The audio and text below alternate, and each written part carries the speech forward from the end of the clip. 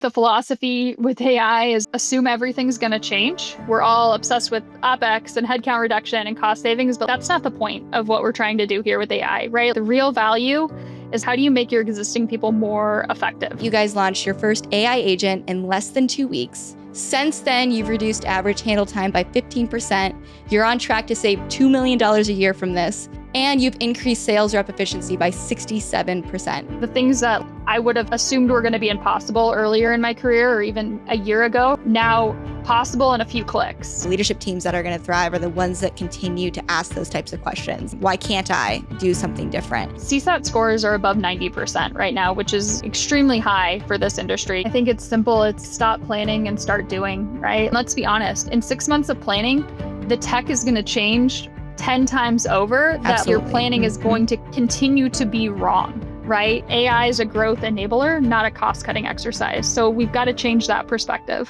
Wow, mic drop. That was amazing. Even with the best AI and tech in the world, if people don't trust it, you're not going to get the adoption. So Rose, we've been on several meetings recently where we have like what I want to call like an AI brainstorming session. Totally. Where we're with the whole team. And our team's pretty small, for those listening who don't know. Mission Network's a pretty small team. So we've got like 5 or 6 voices on a call, and we're just brainstorming. Oh, we could use AI to do this. We could make an AI agent that does that. Oh, we need to document our entire production workflow and figure out where we can automate things and use AI to solve all these problems. And we just create like a list of 100 different ideas. And then we don't do any of them. Yeah. Or we're all of us are like, okay, I'm going to test this. You test this. Yep. They're going to test this. And then we all get excited about conflicting tools or we get excited about one particular tool, but it starts to not feel like it meshes with the tasks that we would need it to execute. Yeah. I mean, there's this mix of this problem, right? Where we've got this huge list of ideas that almost paralyzes us. And then we've got distraction from all these new tools that are popping up that it's like, oh, go try this, go try that, go try this, go try that. And I think there's a place in every organization to be testing out new tools, looking for new vendors to work with, all kinds of stuff like that. But I see so many businesses just get stuck in this freeze mode with the AI conversation because of this brainstorming problem of like my imagination opens the door to every possible idea. And yet that just kind of stops us from doing anything, which is why I loved our conversation with Mollie Bodensteiner today, who is the SVP of Operations at Engine. She said something that I'm going to like paint on my wall, which is ruthless prioritization. So picking one thing and sticking with it ruthlessly, which I know, like, again, Rose, we're a small company. So like if this is a problem for us in our tiny little fashion that we are, I can't imagine how much of a brainstorming imagination problem there is with companies that are 100 people, 1,000 people, 10,000 employees, 50,000 employees. Like, totally. There's got to be so many ideas. Yeah. How long that task list probably gets and how overwhelming that would feel, I can't imagine. Yeah. And if you're someone who's trying to spearhead, let's say, an agentic AI solution, and you're like, oh, this is what we're going to do. Like what Mollie did, she started with cancellations. So, you know, engine.com is a work travel company. They help you book travel for work and monitor it and see how spending's going and all that kind of stuff. So if you're like, I want to build an agentic AI tool for cancellations, but then you've got 1,000 other employees that are like, oh, but you could do this and you could add this on there and you could add that on there. Mollie said, no, shush, we're not doing any of those things yet. We're just going to do this one tool. And I feel like that set the tone for like our entire conversation with her about how to think about AI implementation. And she just gave so many great tips of like the first tip is ruthless prioritization, of just like really honing in on that one thing that you're going to do. And their ability to do that meant that they were able to move really quick, and they rolled out their first agentic AI solution in just 14 days. That is so crazy. I feel like we've had so many conversations that are super cool, super high level, but they're not as practical. And it doesn't feel it feels more open-ended. It feels like something that's not really a closed loop. It feels like this theory, this idea. But what Mollie brings to the table is like question, answer, problem, solution. Yeah. It's really refreshing in terms of the whole AI conversation because it, like you said, it can just feel vast and scary and confusing. Yeah. I mean, there are so many opportunities. So it's kind of like, which use case do you start with? Right. How do you decide which one to say yes to, which one to say no to? Okay, now we've rolled out this first step. How soon afterwards am I adding on new use cases? Okay. Oh, we made this, agentic AI solution. Do I build right on top of that one, or should I, figure out a modular solution to this where like we're building, in parallel to these different solutions rather than everything being combined into one giant solution. So there's a lot of different ways that you can think about your agentic AI rollout. And Mollie basically was like, no, don't do that. Don't do this. Don't do that. Do this. Here's my mistake that I made. Here's the failure that we had. Here's the success that we had. These are the results that we had. And it's just like a true playbook and masterclass in how to think about rolling out AI. Like I loved her opinions. I loved the way she explained everything. And she was just so clear and precise with what to do, what to act on, what not to act on. I totally agree. We talked so much about change management, how not to curate a Frankenstack, which was a term that I learned today. Yep. Yeah, I mean, I think it can be really hard as a business to decide which tool to use, right? So that Frankenstack word is this idea that like you've got 20 different tools trying to like Band-Aid solutions together. So as a company, how do you avoid this problem, especially as tools roll out all the time? How do you avoid the issue of we've now invested in 25 different AI solutions and now they're all like not working together super effectively? So she talks a lot about like choosing the right partner for AI implementation, how to identify vendors, when to bet on things, when not to bet on things. And just ultimately, yeah, like how to think about building a tech stack in today's AI world when things are constantly changing. There was something she mentioned about how tech is table stakes, right? So like most of these solutions are 95% similar. So it's not so much tech that's going to differentiate you as a company. It's actually the people in your company. Like, do I trust you as a partner? Do I want to work with you? Do I like you? Do we get along? Would I grab beer with you after our conversation, right? Totally. And so I thought that was a really interesting point about how like as technology becomes more similar to each other, as AI makes it easier for us to develop solutions, it's not so much about the solution itself that I care about. It's about the people that I get to work with. Well, Lacey, I feel like we should probably introduce ourselves. I'm your host, Lacey Peace, and you're listening to Experts of Experience. And I'm Rose Shocker. I produce Experts of Experience. And you're about to tune into an episode with Mollie Bodensteiner, the SVP of Operations at Engine. But before you do, please hit that like, that subscribe button, drop me a comment. Let me know who you want to hear on the show, what questions I should be asking. Let us know what brands have been impressing you lately. Like, let us know who's impressing you, what customer experiences you've had recently as a consumer that you think we should shout out. And without further ado, here is Mollie Bodensteiner. Mollie, welcome to Experts of Experience. Thanks so much, Lacey, for having me today. Yeah, I'm excited. Before we get into your background and what Engine is doing and all the amazing things I know we're going to cover today, I want to tease our audience a little bit with a few stats that I think might blow their mind. The first one is that you guys launched your first AI agent in less than 2 weeks. Since then, you've reduced average handle time by 15%. You're on track to save $2 million a year from this. And you've increased sales rep efficiency by 67%. Those are some amazing numbers. I can't wait to dive into all of that. But Mollie, I want to hear from you really quick, just like an intro to you. So we've teased our audience on what we're going to cover. Who are you? Yeah, absolutely. No, I'm excited. And like, as you went through those stats, the thing that just sat in my mind is like, we're just getting started too. So like, we have done this in such a short period of time and just we're continuing to keep innovating and it's been fun. So I'm Mollie Bodensteiner. I'm the SVP of Operations at Engine. And so really accountable for, all things people, process, data, and technology across this org, which has made this shift in digital transformation and AI so much fun, right? And just we're again just getting started. That's awesome. And Mollie, you've been at Engine for 8 months. Is that correct? Less than a year? Yep. Less than a year.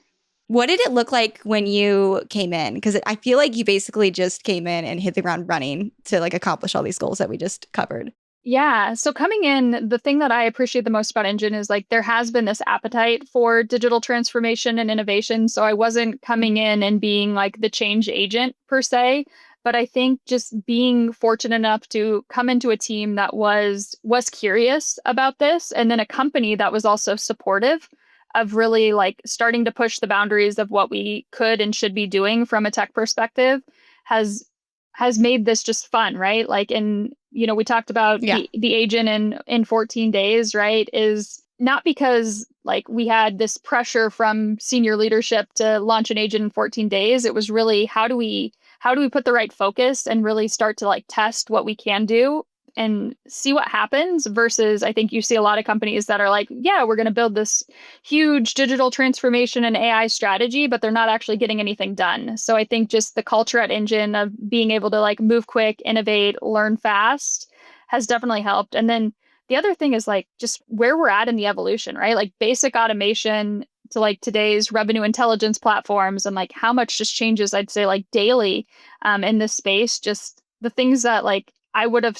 assumed were going to be impossible earlier in my career or even a year ago, right? Are like now possible in a few clicks. That's amazing. That's amazing. So speaking of your early career, could you just guide us through a little bit of your background? I know that you've like live, breathe, love RevOps, but like talk me through how you got to that point. Yeah. So I've been in RevOps since before it was cool, right? I'd say I truly started my, I mean, that needs to be a t-shirt. Yeah. I need to get you that t-shirt. And I laugh because like I go back to like my internship in college, right? Was working on access databases in a sales organization. Mm-hmm. And one of the things that I did was figure out like, how do I centralize RFP answers into an access database so that I don't have to keep populating RFPs manually, right? So like it really was revenue technology, but like it came from like just the curiosity of like, how do I make things better? How do I make things more efficient? And how do I use like technology to like optimize processes and improve experiences? And from there, that just opened up more opportunities to like move into CRM and like I say marketing automation platforms. Back then it was like really email service providers, right? We weren't even doing marketing automation, not to age myself, but like just really gravitated towards like this revenue technology that helps not only make go to market more efficient, but like more importantly, it like enhances the customer experience and the customer journey. And I think like that's been like the big hook that's got me into operations is like, how can I actually bring again together the people, the process, the data, and the technology to like have direct impact on customer experiences, whether those are internal customers and stakeholders or external ones. Yeah. What I love about what you're sharing about your background is you sort of come in and you're like, everything's being done this way, but what if we could change that and do it differently? And I feel like that might be sort of your modality throughout your career is just like, these are the assumptions we're making and how can we make it better? And how can that impact the customer in a better way? And I feel like the companies that are going to thrive, leadership teams that are going to thrive are the ones that continue to ask those types of questions. Like, why do I have to fill in this RFP manually? Over and over and over again. Why can't I do something different? And I think a lot of the innovations we've been seeing in the space lately are the result of that first question of like, why is it this way? Can't it be that way? So finding, this company Engine that has that culture that's mirrored back to you is really cool. So could you tell us what is Engine? If I go to engine.com, what am I going to find for those who've never heard of the company? Yeah, absolutely. So Engine is a business travel platform, right? So we're working with primarily SMB businesses on just helping them book flights, hotels, rental cars for business travel. We have over 1 million travelers right now, and we're supporting, companies of all sizes. But what really sets us apart is like no contracts, right? No membership fees, no agent assist fees. So we're really just helping businesses save time and money. And, the fun thing about Engine, since 2018, we've averaged 70% year over year growth. We've scaled to over $2 billion in valuation and are almost at 1,000 employees. And so it's been a really fun just growth experience, not only from the company perspective, but then you're overlaying like this efficiency and digital transformation on top of it. Yeah. Oh man, that's so cool. So kind of a smaller company compared to some of the like large enterprises we've had the opportunity to speak to on the show, but by no means a small business, right? So how many countries or not countries, I guess countries or states are you guys operating in? Is it just in the US or are you around the world? So we're located in the US, but we serve clients all over the world. Yeah. Wow. And with that, how many users did you say you guys have? We have over 1 million travelers. Wow. Okay. So you mentioned this less than 2 weeks, this 14-day rollout of your first agentic AI agent. What did that look like? When was this? This was late last year, right? Yep. Yeah, late last year, so towards the end of the year last year, we rolled out Eva or Ava, depending on who you talk to. The phonetics changes, but it's really Engine's Yep. virtual assistant, right? And so one of the things that we did was we looked at our customer success side of things and said, what's our highest leverage opportunity for automation, right? And what came from the data was hotel cancellations. We had 300 requests daily, which is a lot of operating overhead, right? So as we looked at our AI strategy and like what was possible here, we decided to not take the broad strategy and instead like put all of our resources just into a single use case and a single workflow and build off of that. And so it might not have been like our sexiest problem, right? Or even the most like technically interesting. But when we look at the volume, right? 300 cases daily, like it's costing our team a ton in productivity as well as like just customer experience that can be furthermore simplified, right? If I know that I need to cancel a hotel, am I as a consumer and the experience, like I'd love to go talk to just a chatbot and get it done versus like having to pick up the phone and call or like send an email and wait for a response. So what we did is we took and really ran like a 2-week sprint on this, right? And the way that this was possible is, and transparently, we worked with a partner. So we worked with a trusted Salesforce partner, especially as, Agentforce was still relatively new on the market at that point. So making Very sure. new at that point. Very, very new. I mean, it's been out for what, like a month at that point? I think that they announced it at Dreamforce last year. Yeah. Yeah. We were one of, the first companies to like just be fully operational, like GA public on Agentforce. And so using a trusted partner like was super key. But like the other part of this is like we ruthlessly prioritized. It was, one of those things where as you start seeing what you can do, like it's like, oh, we could do this, we could do this, we could do this, but like kept going back to like this is scope, this is scope, this is scope to really make sure that we could focus and like build the right thing that then we can build on top of, and we have built on top of, but like taking that single use case and getting that out the door. And I think that that's where a lot of companies I see get stuck in, not even companies, right? I even see it internally with the team. It's like, oh, we get into this, like, we can keep doing and doing and doing and adding and adding and adding, which is great. But if you don't ever get like the first thing out the door, you're not learning and you're not figuring out what I'm going to talk about is like where it's going to fail. So you can start to course correct. Yeah, it's such a problem. I mean, I see it in our own company, even. We've got a small team and we're doing media production, right? But I was talking to a gentleman that I would like to work with to help us produce more automations and maybe, some AI agents that can support what we do. And I was like, here's an idea, here's an idea, here's an idea. Like there's 100 different ways that we could do this. And I do think there's still like a little bit of overhype where, he's like, actually that idea sounds easy, but it's actually not. And so like sorting through all these different potential use cases is so difficult, even in our little team, that I can't imagine how difficult that is for a team of almost 1,000 employees like what you guys have, or even like a larger enterprise. Is how do you kind of pause the brainstorming, or at least make it, I don't know, structured in some way, so that way you can identify this is the thing we really want to focus on, and this is the thing we're gonna, how did you phrase it? You said ruthlessly go after. Ruthlessly prioritized, right? And like if we wouldn't have done that, I love that. We'd probably still be building Eva, right? Like because we'd keep adding and keep adding and keep adding, and like it's one of those things where it's like good versus good enough, right? And so like really focused on like the good enough that we can learn and iterate without sacrificing obviously the customer experience, but like getting something out the door to learn is going to move us significantly faster than sitting and trying to live in this world of like perfection. Because realistically with agents, there's no such thing as perfect. That's so true. Yeah, and I do want to get into that a little bit more, but starting out with this first tool that you guys made, the cancellations, right? I as a customer can go in and cancel, and Eva would handle it for me. What was that initial feedback reception like that you got maybe in December or January, the couple months after it had been launched? Yeah, absolutely. So, one of the interesting things is like our actual CSATs from Eva's interactions were higher than like traditional chat, right? Because like agents were or customers were actually getting faster response times, right? And like smoother handoffs. And, one of the things that I think we we did really well and have done really well is like we designed with the customer experience in mind, but like we're upfront with customers. You're interacting with AI, right? Like, I mean, let's be honest, as consumers, we already kind of know that anyway in most situations, but like being transparent and like building that trust, I think was things that we learned through those like feedback loops and like the customer knows what to expect. But the other big thing that we continue to learn is like where limitations are, right? And like how do we make sure we're setting the guardrails of like our design to make sure Eva knows like when to escalate, right? And like building off of that, like we don't let her struggle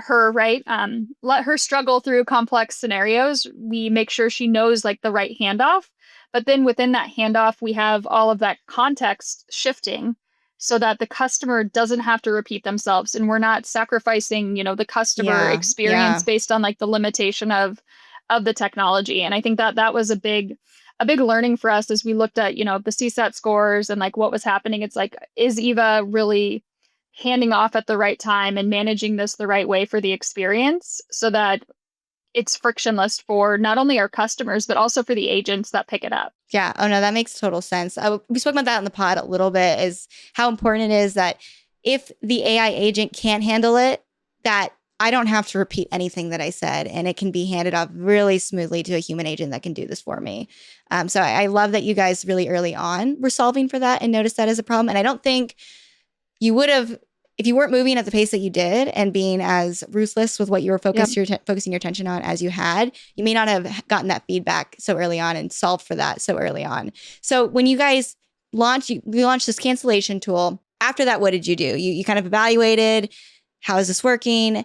When did you start layering on, oh, this is the next function we're going to add. This is the next way we can service our customers. Yeah, absolutely. So I think from there, what we started to look at were like, what are the different topics that we want to try to cover, right? So like we've now taken the single topic here, cancellations, and it's like, okay, how do we continue to iterate off this? And like one of the things I'd say like we learned the hard way in this was like we then had these like 15 separate topics that we wanted to take back to like scale and those pieces. Like each of them were really focused on like narrow tasks, like a reservation change or like an inquiry on a car rental.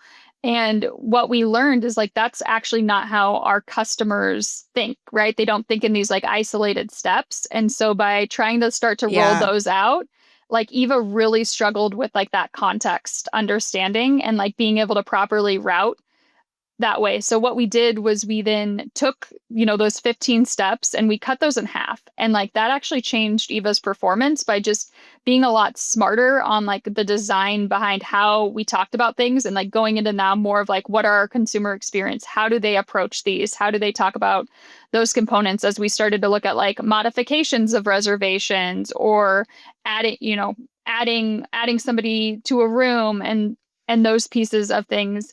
The other items that we started to build in was like contextual awareness of where the user was in the experience, right? So if you're sitting on the sign-in page, like Eva is looking at different things than if you're sitting on a property, right? So like understanding like smart. Where you're at in the experience. So like if you're on the forgot password page, like, hey, are you having trouble logging in? And like we've built in like more proactive proactive outreach, right, from Eva to try to generate that support, but also looking at like, okay, you're looking at these properties. What do we know about Lacey, right? We know Lacey likes 5-star properties in New York City, right? Like, how do we help take your historical shopping behavior and help to apply that to your current search?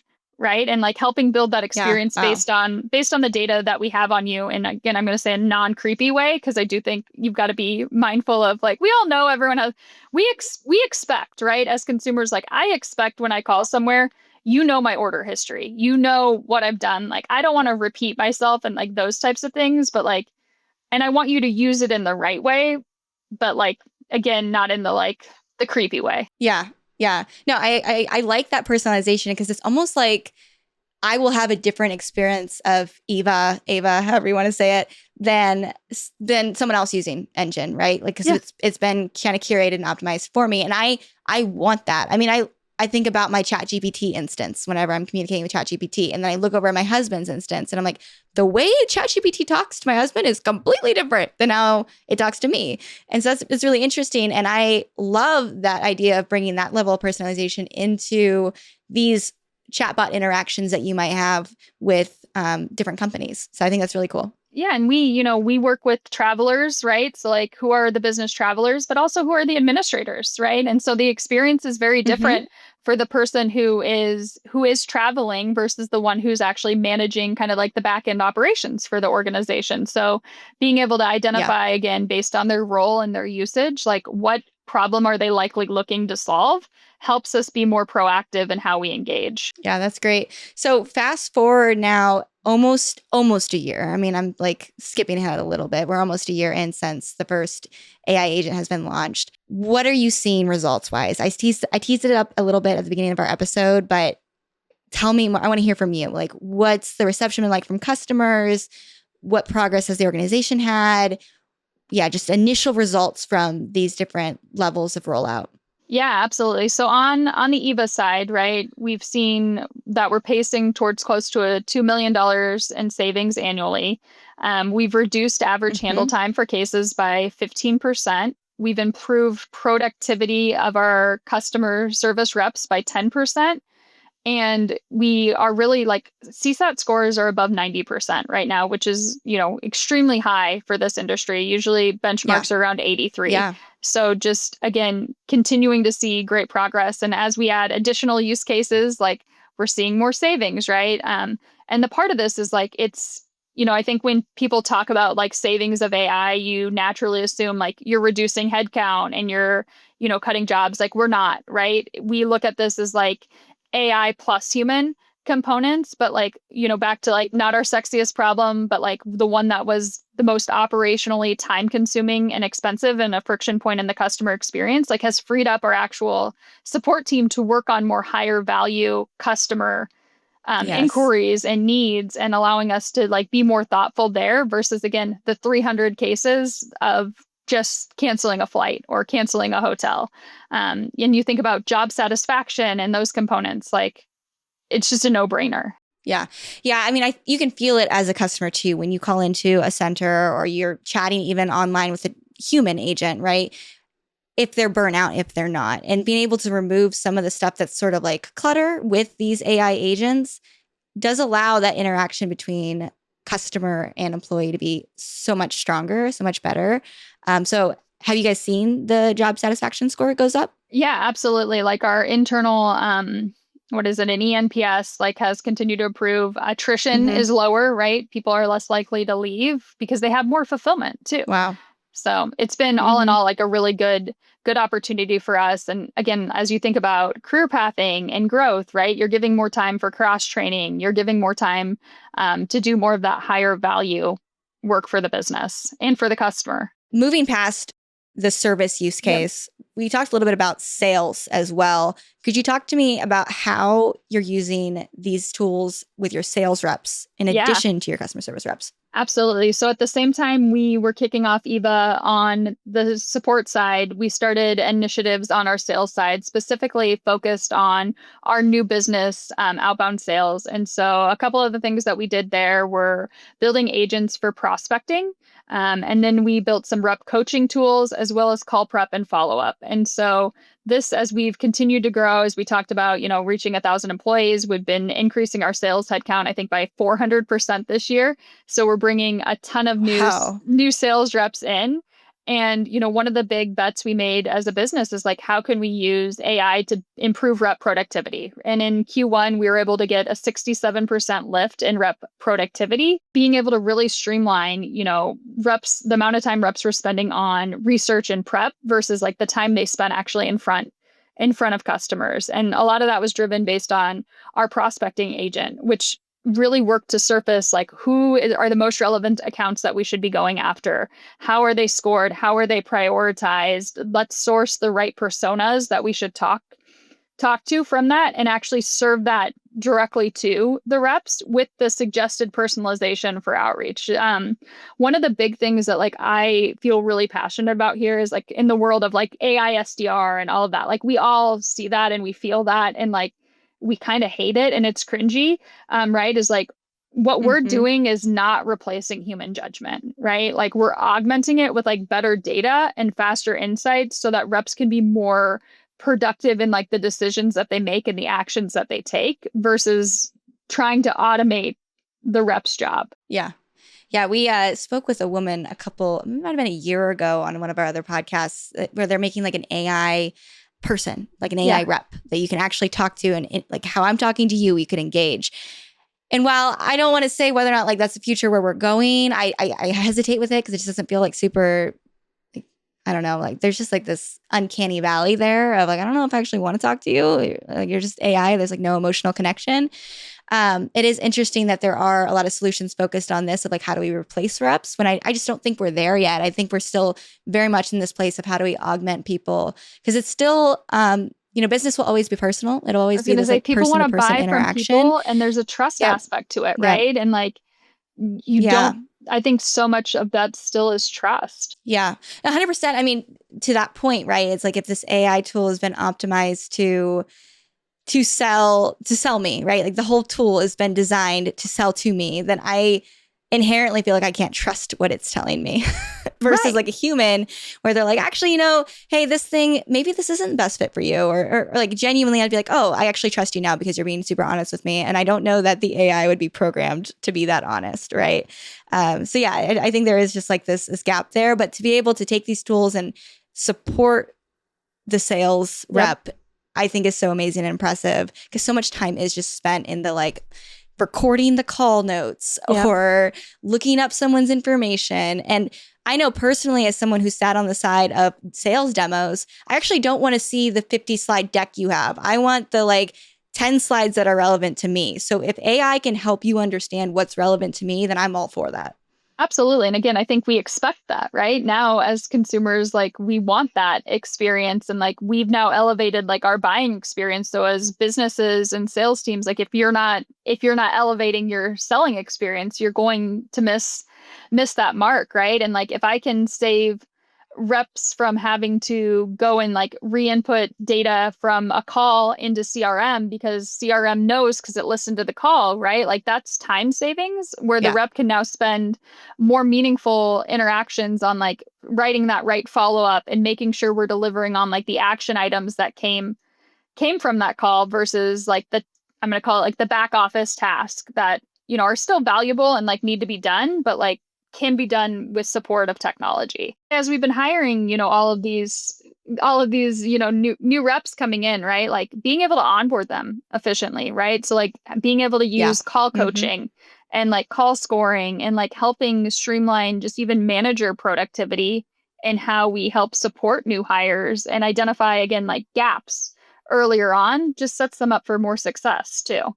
That's what I wanted to ask you about was this like coaching, the way that you're using AI for coaching. Can you talk a little bit more about exactly what that means? So if someone's on a call, then they get like an AI generated report that's sort of like, hey, here's some feedback of how you did. Yeah, we've got a couple different mechanisms for coaching. So one of which is like actually having more like a simulated kind of call experience, right? So if I'm trying to sell to Lacey, I understand Lacey is, she's my ICP, she's my buyer at this company. Like I can go do a simulated role play with Lacey, right? Using CRM and like real data, but getting reps just comfortable in having those conversations, right? It's kind of, the same way you'd role play with, during an onboarding process with a manager or somebody else, like they're doing it now with AI. And like then getting a report back of that, right? Like, hey, you didn't have a value-based opener or you missed, BANT qualification or like whatever comes back from that. So we have that more of that like onboarding coaching and like skill refinement. Then additionally within like our call recording, we have scorecards set up and we have AI scorecards based on, discovery calls to demo calls to kickoffs that are looking at like, are we and again, I hate being like, are they following the script? Because it's not a script, right? But like, are they hitting the right key details here? And then looking at that scoring, but also managers are expected to score calls too. and understanding like how are managers scoring, right? Do we have the right expectations across teams and how we're looking at this, but then also being able to report back to reps like, hey, here's where you should focus and work. Like, how are we seeing that increase and measuring that over time too? Sometimes scaling means giving your people the backup they need to crush the big stuff. That's where Agentforce comes in. Agentforce gives your team a smart digital workforce that actually gets work done. These AI agents answer customers, route requests, and hand off complex issues to humans seamlessly, all with the full context of your Salesforce CRM. They're not guessing, they're not hallucinating, they're acting on your data and the rules that you set. The result? Faster service, less chaos, and your team gets to focus on work that truly moves the needle. All momentum, no burnout. Visit salesforce.com/agentforce. I love that role play scenario because I think it would allow people to have so much more practice. You know, like I can just keep practicing, I can keep getting better at it, and I can kind of do it in my own private scenario versus having to like try and fail in front of a live person or my manager. I mean, there's a lot of different applications for that besides just sales. Like I think about my mom works in contracting and she's trying to get her unlimited warrant. And part of that process is, you know, going through like an interview process of how would you handle XYZ scenario? How cool would it be if you had an AI tool that you could just practice those different scenarios with? Or there's so many educational applications of that as well. With school, like I'm becoming a lawyer, how would I handle XYZ scenario versus it just being a written thing that I answer? It can be an actual back and forth engagement, seeing how I respond in real time. I really think that's cool. And I feel like we're just at the tip of the iceberg of how this can be applied across the organization. And I think about, you know, like SDRs, right? Like if you're an SDR, like what's one thing you have to be really, really good at? And it's like rejection, right? And it's, you know, it's probably, it's blatant. That's so bad to say, but it's like, it's blatant rejection on a phone call, right? And so like, how do you just start to get really comfortable with that kind of thing? And it's, you know, a lot of that is like, it's skill-based training and like just going through those scenarios. And the thing that I like about like, more of the AI prompt and like the role play is like, you don't know what you're going to get, right? So it's not like, oh, I'm going to like keep using the same thing and it's going to be the same outcome each time. And I'm just going to get really good at just like the same thing. It's like, we have it where you might get just a total wild card response, or you get somebody who's more aggressive, or, you know, you get, you know, somebody who's going to challenge you. So like outcomes are always different. And like, that is what they're going to interact with day in and day out. So just getting them really comfortable there. 100%. Yeah. Yeah. I mean, even from like a customer service rep position, that makes total sense. Like if I'm a customer service agent, being able to, someone comes on the phone and they are hot and they are angry. How do I handle that? Someone comes on the phone, they're crying. How do I handle that? Like it's definitely a lot of different applications for it. So Mollie, you have implemented several different layers now. There's several different use cases of agentic AI in the organization. Your team has, you know, implemented that. Your leadership has said, yes, we want to do this. There are a lot of companies that are not as quick as you guys have been. You know, they might have heard about agentic AI. Maybe they were at Dreamforce, right? And they saw the rollout, but they are still not yet in implementation phase. They don't have results, right? What advice do you have to leaders that are going through what you guys went through about a year ago? Yeah, I mean, I think it's simple. It's like stop planning and start doing, right? Like at the end of the day, like just don't worry about it being perfect and a perfect strategy. Like worry about just picking one real problem and solving that super well, right? Like for us, you know, it was setting that like 14-day deadline, right? And like shipping something that works and then just measuring everything and iterating. Like you're going to learn more if you say like, okay, 30-day deadline, we're going to get through this. Like it's this use case, we're going to put a tiger team together and knock it out. You're going to learn more in 30 days of like true real implementation than you're going to in 6 months of planning. And let's be honest, in 6 months of planning, the tech is going to change 10 times over. That like your planning is going to continue to be wrong, right? And like more things are going to come out and like you're just never going to get anywhere because you're going to be stuck on just trying to get somewhere. Yeah. Oh, that's so true. That's so true. So Mollie, getting into the people side of this, you mentioned earlier it's human plus AI, and I love echoing that. I think it's so true.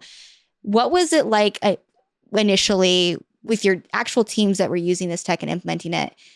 Out the gate, like this, you know, in November, December, what were your team's responses initially? Were people like super eager? Was there a mix? Was there fear?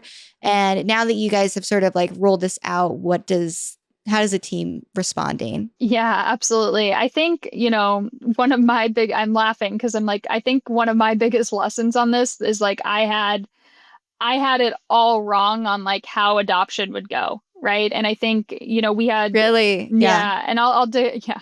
So on the service side, adoption went really well, right? Like they're very eager. Like I think the value prop of like, wow, I don't have to deal with these tickets anymore. Like this makes tons of sense. We, have Copilot. We rolled out Copilots. Like the efficiency gains in like their day to day were just obvious for them that it was like, this is great. Like I'm leaning in. This is awesome, right?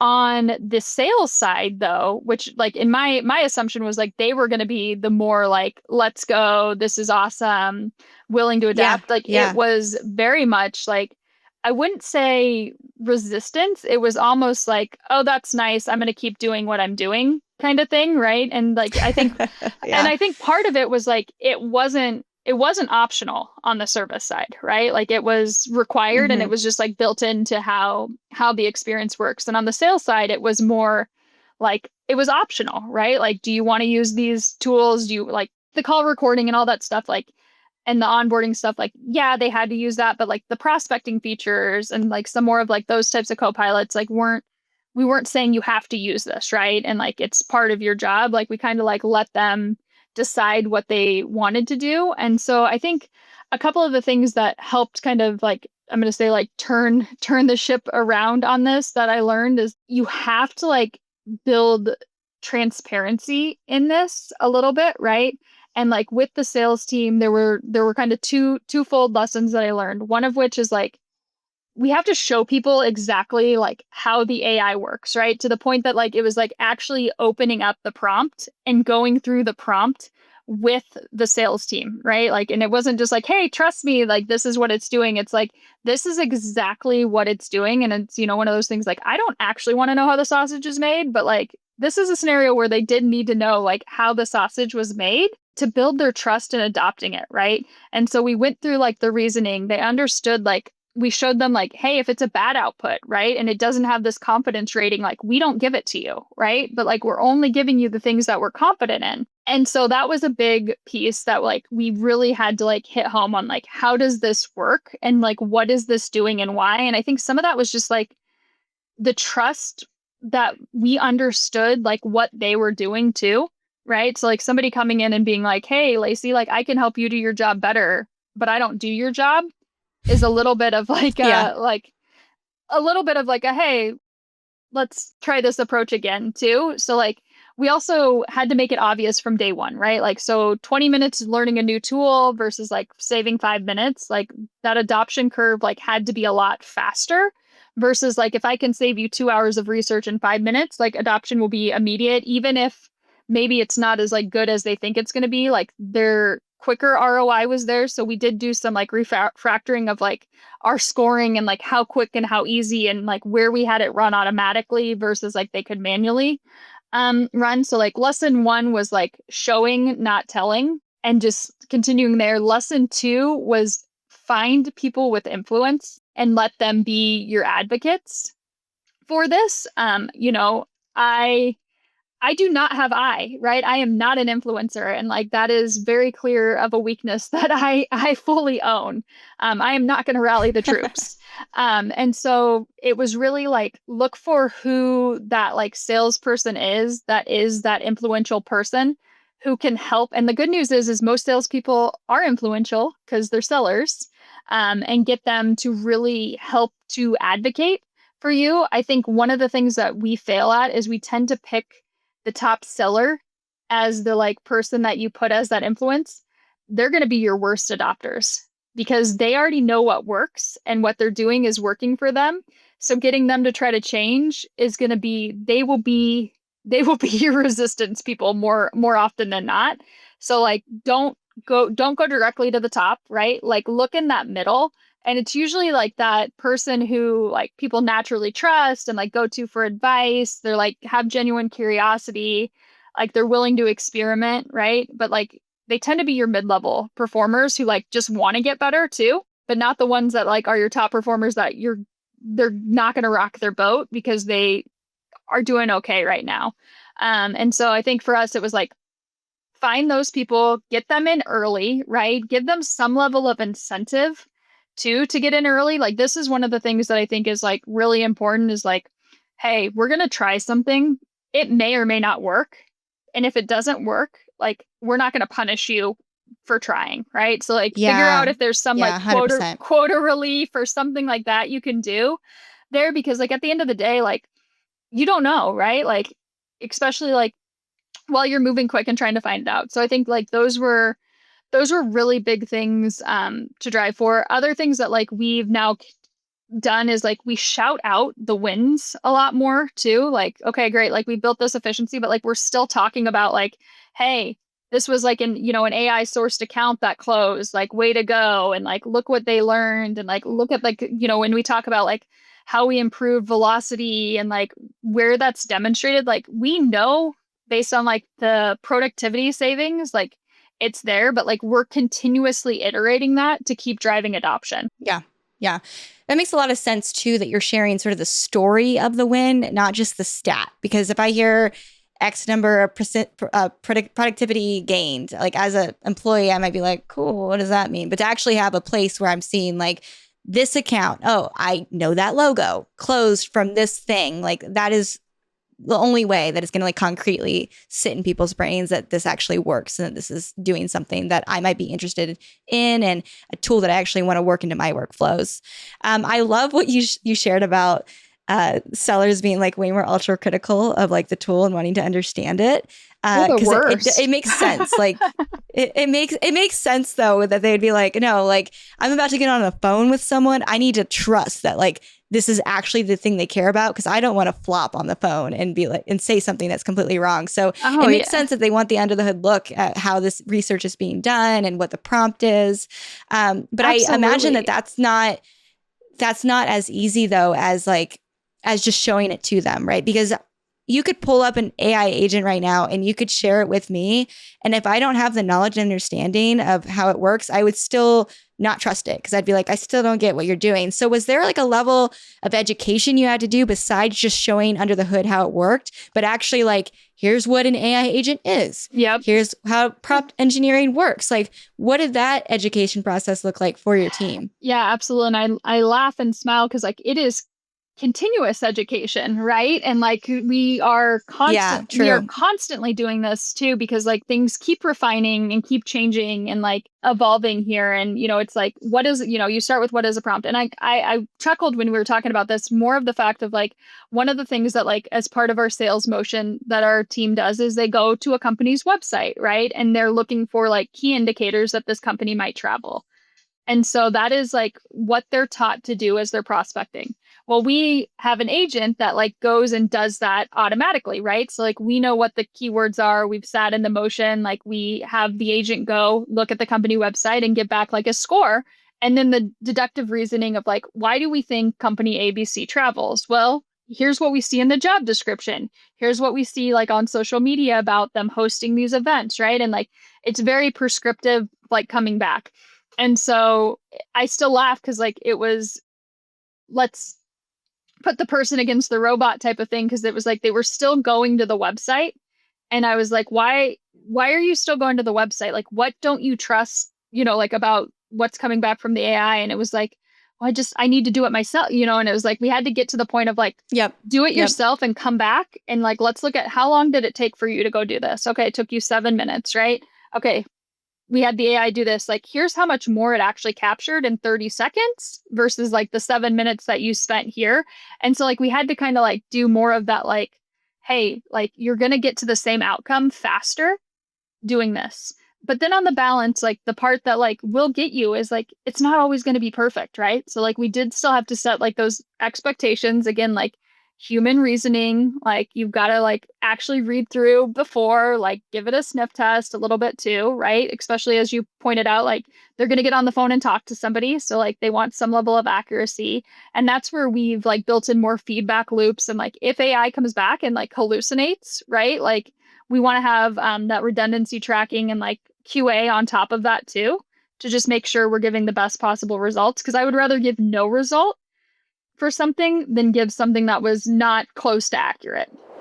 We all expect fast service now, but inside most companies, speed is still a struggle. It's the approval chains, the handoffs, the who owns what debate. Agentforce cuts through the mess and actually takes action. It talks to your customers, crushes tasks, and keeps things flowing, all based on prompts and rules that you set, so your customers aren't waiting and your team isn't stuck in the weeds. Speed isn't just a nice to have. It's a competitive edge, and Agentforce helps you deliver it 24/7. Learn more at salesforce.com/agentforce. When we talk about quality control, I think there's going to be more conversations about this in the future. Like I think it's becoming a huge component of these AI rollouts is that there is always going to be a level of risk that you accept. And it's just true with humans. Like I mess up, everyone messes up. Sales rep goes to a website, makes an assumption, ends up being wrong. But we are less forgiving of technology than we are of human mistakes. And so this quality control conversation, I think, is one that is important because there has to be a level of risk tolerance. You have to accept that there will be some mistakes, but it's each company needs to decide within themselves, what is that level? What's the risk I'm willing to take? So how did you guys kind of determine that? You said there's an accuracy scoring. Yes. How do you determine, how do you even come up with the accuracy algorithm of whether or not this is correct or not? I mean, I'm going to say you don't, right? You come up with something and you monitor it and you manage it, right? You are still deciding things. And I think a couple of the things that I'd say did really well when it came to quality control, especially a lot of these are customer facing, right? So back to risk tolerance, my risk tolerance is a lot lower on something that's going in front of a customer than it is potentially on something that's back end that I know I have a little more luxury and flexibility with. But quality control has to start in design, right? It can't be at the point of inspection. So when we thought about this, it was what are the guardrails we're putting in our workflows, right? Especially with Eva, back to her, she can only access certain data, right? She can only make certain types of changes. She has to escalate when confidence drops below a threshold. She doesn't sit in analysis paralysis. We built that design with that quality control in mind versus going out and then being crap, we got to go back and figure out when she's going rogue, right? And then the other pieces of this is the first 100 interactions, right, had manual human review. We're on a 10% ongoing. We actually have, I'm going to laugh when I say this, but we have AI checking AI on our pieces to help just drive more of those checks too. But we're still doing manual review. And I hope that we continue to always do manual review. And maybe that'll drop lower than 10% when we have more of that confidence. But again, tech is always changing. Things are always changing. We want that alerting, right? And that's where the CSAT and these metrics are so important because they also give us signal if something starts to seem off as well, so we can catch issues faster.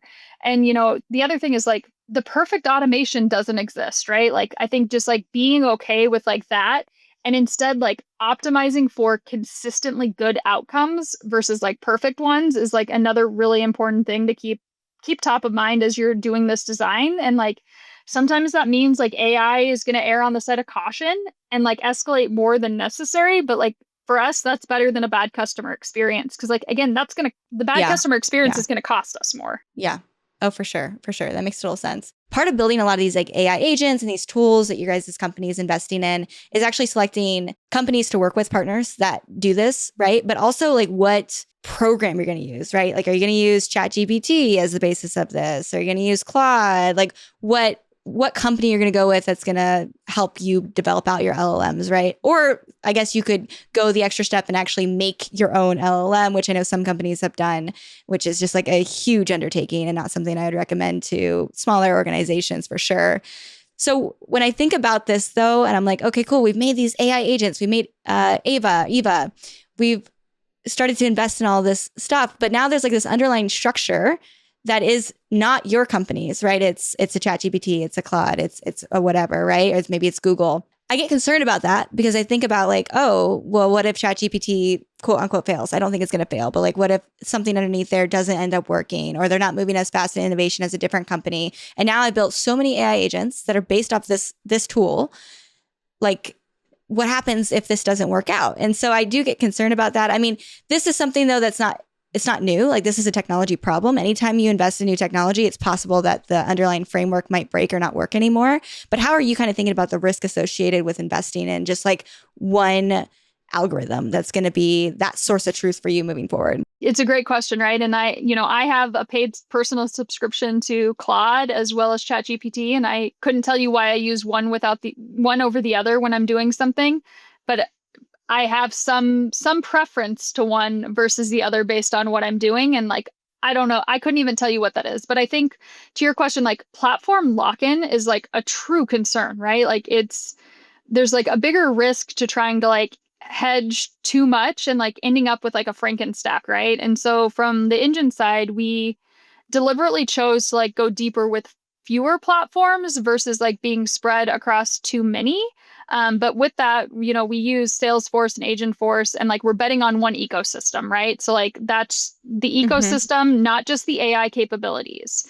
But then we've got, our Claude and our OpenAI, but knowing like if they change, let's say their pricing tomorrow, we can swap in and out our models the way we need to. And I think one of like the core things in our design here is like we're not having to rebuild like all our integrations and like all our workflows because of how we took more of like that ecosystem approach on building on top of, Salesforce, but like we have these abstraction layers now that we can leverage, right? So we don't hard code specific AI models like into our workflows. We have more of like interfaces that like sit underneath that support that underlying technology. It's definitely more work up front, right? And like it was a cognizant design decision that we made to give us that flexibility later on, because otherwise, like if we have to start over, like we essentially have to rebuild, right? And so like when we think about modularization and like building for scale, like that was super important to us. And let's talk about the hard lessons we learned, right? We learned that lesson the hard way with Eva initially. We did everything as like one monolithic agent.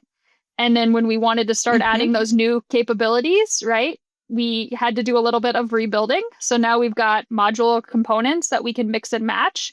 The nice part about that is like as we expand Eva outside of just, our main travel platform and like actually look at like more of our backend for our partners and suppliers, like we can actually start to mix and match those capabilities versus starting over from scratch, which definitely helps too. But like, I think the philosophy with AI is like, assume everything's going to change and like go in probably with that assumption, right? Like models are going to get better. Yeah. New vendors are going to come out, like business requirements are going to change. So like make sure your backend can adapt and like think about like how you build more like plug and play.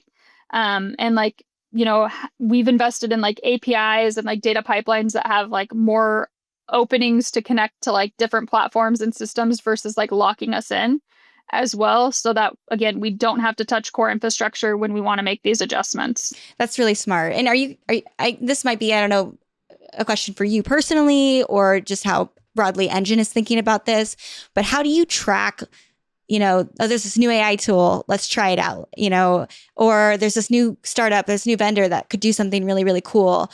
How are you actually evaluating like whether or not that's hype or whether or not that's something that I should pursue? Are you personally just experimenting with stuff all the time? I know like personally, I am constantly like new AI tools out. I'm over there trying it out. Oh, it didn't work. Moving on to the next thing. But it also is really hard and it can be a bit distracting. And I know we've made investments in AI tools that we thought would help us in certain ways that ended up just not working out at all. Or like fast forward 2 weeks and the platform we were already using now offers the same function. And you're like, well, now I invested in this thing that I shouldn't have done that. So yeah, I'm just kind of wondering how you're evaluating like when to step in and say, yeah, let's use that personally. And then just like from a business standpoint. Yeah, geez, this landscape of tech is crazy, right? And like, I think just we've looked at like, Scott Breaker has like the MarTech, whatever, it's probably like 100,000 right now. And like, now you look at it like AI's just kicked that one to the curb because there's just so much happening all the time, right? Like every week there's a new AI first, startup that's revolutionizing like this piece of the rev stack. And when it gets down to it, like, realistically, like these vendors offer about 95% of the same functionality, right? And there's like this, like, probably like niche 5% And so to your point, it's like, and I'm a tech snob, right? Like I've got Rev Tech Review. Like I love looking at like what's new on the market, but like the distraction is real, right? Like you have to make sure that you are moving forward the right way and like not pivoting off of what you talked about back to like the like we wouldn't have been able to launch in 14 days if we kept trying to like touch everything new that came into the market. And so for me, it's like before we like can start something new, you have to explain like what we're gonna stop doing or like what we're gonna consolidate to and like really make that case, right? The one thing that I do appreciate about the market right now that I would say like wasn't probably the case 3 years ago is like most of these places offer free trials, right? Or they have like quick demo accounts. Like, so, and this would be my warning to anyone. Like, if you are buying an AI solution or considering buying an AI solution, like, if you're not running a pilot on it, like, you're probably going to get hosed. Like, you should full stop, like, they've got to put their money where their mouth is when it comes to the tech and like truly be able to pilot it because that is the only way you're going to truly know if it works for your business and really be able to evaluate that onto the market. And so that's been one of probably like my favorite things about this is like, oh, I can go look at, an N8N or something like that and be like, let me go just give it a try, right? And like see, can it do what I need to do? And like there's so much more like self-service on that. I'd say the other big thing though that has shifted in like the way that I buy is like it's not just the tool, it's now the partner, right? So back to like we're buying from people, right? Like the best vendors are the ones that are going to be like the extension of our team. They're going to understand our business. They're going to be responsive when things break. They're going to be builders with you, right? And like really invest in your success because like that's what's going to, in my opinion, it's not going to be the tech that separates like the winners and the losers in this space because like the tech is now table stakes. It's going to be like the relationship and the business that is going to really like push this forward, right? Because like at the end of the day, like if I'm looking at call analytics platforms, there's going to be feature parity and tech parity across all of them. It's which one's going to be the better partner.